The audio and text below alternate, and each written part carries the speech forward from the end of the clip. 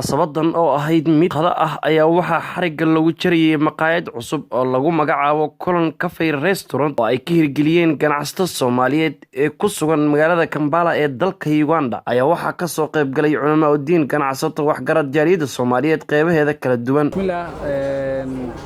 xukuumadda dhammaan saxafiyiintii maanta soo booqday waxaan furnay maqaayad aan ugu magac darnay Kulan Cafe oo maqaayad aan ugu talagalnay dhammaan ummadda Soomaaliyeed ee ku nool magaaladan Kampala qaasatan xaafadda Kisenya.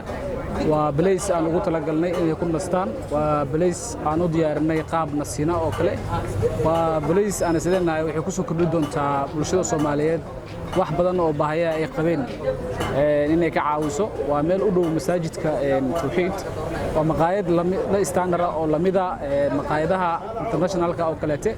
waa maqaayad ka duwan maqaayadaha hore uga furnaa ee Kisenya oo aan ugu talagalnay inay macnaha dadka ayagoon banaanka aadin ay ka helaan dhammaan serviceadii iyo mataqaanaa waxa la waxay u aadi jireen hoteelada waaweyn. waxay leedahay garden la fariisto, waxay leedahay meel gudaha oo la fariisto, waxay leedahay mataqaanaa waxyaabo badan oo caawin doona dhammaan bulshada dhammaan bulshada degan xaafadan Kisenya. waana place aad u qurxan oo aan u diyaarinay qaab standard ah oo Soomaalidu ka heli doonto waxyaabo badan oo banaanka u aadi jireen. waxa ay ku taallaa xaafadda Soomaalida ee degto Kisenya, gaar ahaan Mengo Road ka soo horjeedka masaajidka Tawxiid.